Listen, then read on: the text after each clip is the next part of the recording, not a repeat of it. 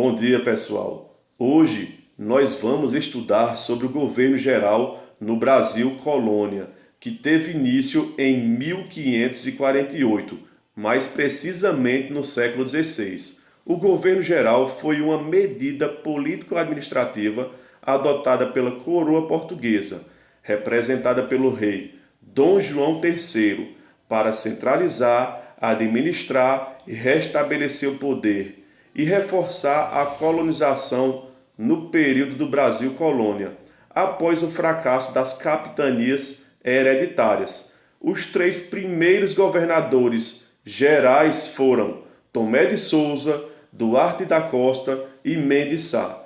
O objetivo do governo geral era ajudar aos donatários a administrar a colônia e centralizar o poder, acabando com a descentralização ou desorganização administrativa.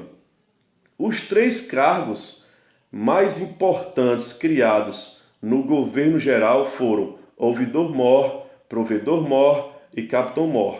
É importante mencionar que os jesuítas vieram com Tomé de Souza com o objetivo de catequizar os indígenas e impor os costumes da América portuguesa.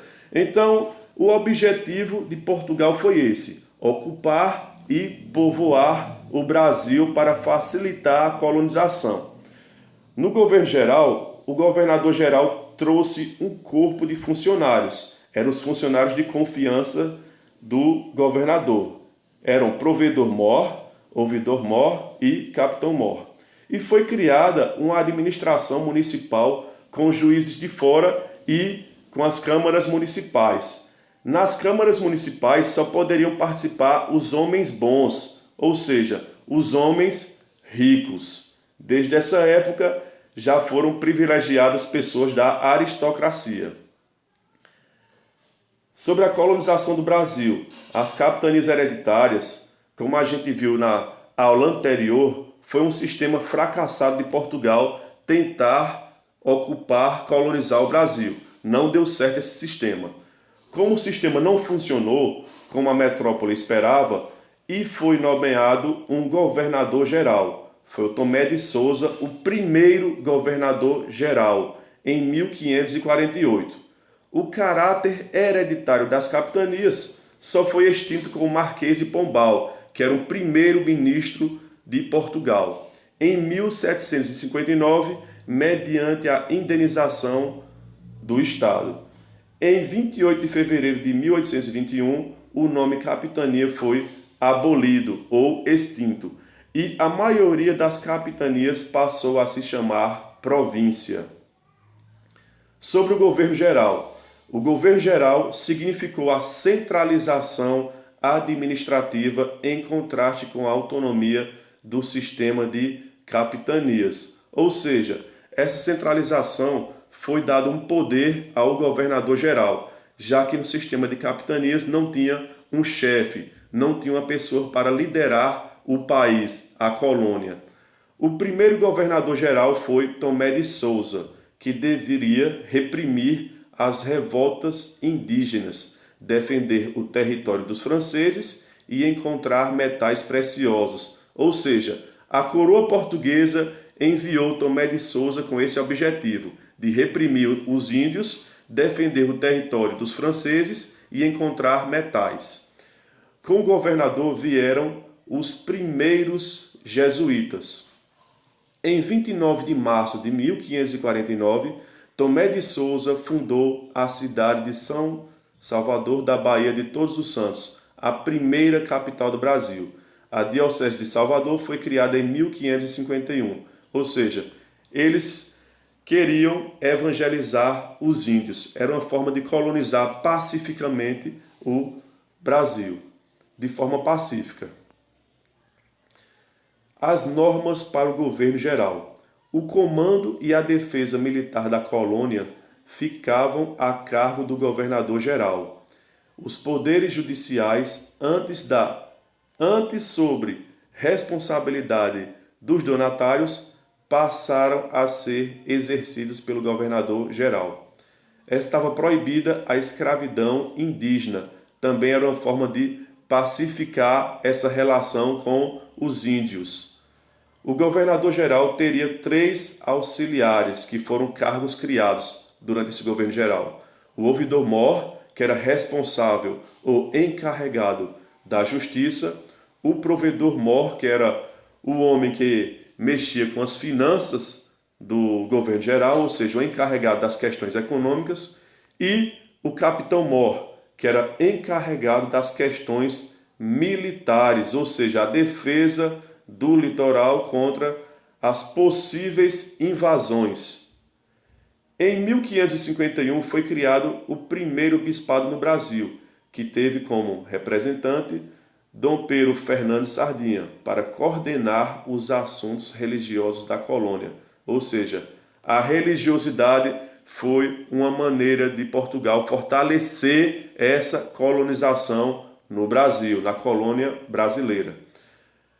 O governo geral, em 1549, tinha como características centralizar a administração colonial, impulsionar o desenvolvimento dessa colônia, não extinguiu as capitanias, ou seja, as capitanias ainda continuaram no início, teve a fundação da capital, Salvador, que era uma cidade, uma região estratégica, e teve os primeiros jesuítas para catequizar os nativos que ali se encontravam. Davam apoio ao governador-geral, o ouvidor-mor, que era encarregado da justiça, o provedor-mor das finanças e o capitão-mor da defesa da colônia. As câmaras municipais foram instâncias de poder local, onde tinham participação nessa Câmara Municipal os homens bons, que eram homens brancos e ricos proprietários de terras. Vamos falar agora resumidamente sobre os 3 principais governadores gerais da colônia brasileira. O primeiro foi Tomé de Souza, que governou entre 1549 até 1553. Ele fundou Salvador, deu incentivo ao plantio de cana-de-açúcar e teve a organização das entradas, principalmente para defender a colônia. O segundo governador-geral foi Duarte da Costa, que governou entre 1552 até 1558. Foi no governo dele que ocorreu a invasão dos franceses no Rio de Janeiro, em 1555, onde foi fundada a França Antártica, e aconteceu também a vinda de muitos jesuítas. E o terceiro governador foi Mendes Sá, que governou entre 1558 até 1572. No governo de Mendes Sá, houve a expulsão dos franceses, extermínio de tribos indígenas, ou seja, morreram vários índios, e o incentivo à importação de escravos negros para favorecer a colonização. Sobre Tomé de Souza, ele trouxe auxiliares, que foi o ouvidor-mor, o capitão-mor e o provedor-mor. Houve a fundação da cidade de Salvador em 1549, onde foi a primeira capital do Brasil. Acontecia a vinda de padres jesuítas, chefiados por Manuel da Nóbrega, encarregados pela catequese dos indígenas e de consolidar, através da fé, o domínio do território pela coroa portuguesa. Ou seja, aconteceu um domínio do território pela coroa portuguesa.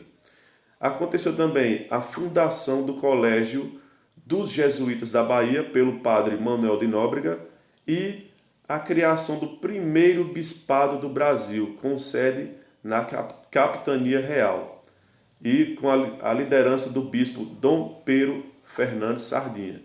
Também ocorreu a criação da Câmara Municipal e o incentivo à agricultura e pecuária. Sobre Duarte da Costa, que foi o segundo governador-geral, ele foi designado para ser o segundo governador-geral do Brasil, trazendo mais colonos e jesuítas. entre os quais José de Anchieta, que por sua destacada atividade na catequese indígena, ficou conhecido como o apóstolo do Brasil. Então, Duarte da Costa foi responsável por trazer José de Anchieta, que foi bastante importante nessa catequese indígena. E o terceiro governador-geral, que foi Mendes Sá, ele expulsou os franceses da Baía de Guanabara com o auxílio de uma esquadra vinda de Portugal, liderada por Estácio de Sá, que foi bastante importante na expulsão dos franceses. Em 1565, ocorreu a fundação da vila de São Sebastião, no Rio de Janeiro. E também aconteceu o extermínio das tribos indígenas, ou seja, muitos índios eram ligados aos franceses e pagaram caro por isso, né? E também aconteceu o incentivo à importação de escravos negros da África. O objetivo de Mendes Sá era expulsar os franceses apoiados pelos tupinambás, conseguindo uma aliança com os tupiniquins de São Vicente. E também ocorreu a conhecida como Guerra dos Tamoios, onde teve êxito em expulsar os franceses para facilitar a ocupação e fundaram o povoado que originou a cidade do Rio de Janeiro. As câmaras municipais, sobre as câmaras municipais, o governo geral limitou o poder dos capitães donatários e criou nas vilas as câmaras municipais, onde os vereadores cuidavam dessas câmaras e eram escolhidos pelo rei, onde eram chamados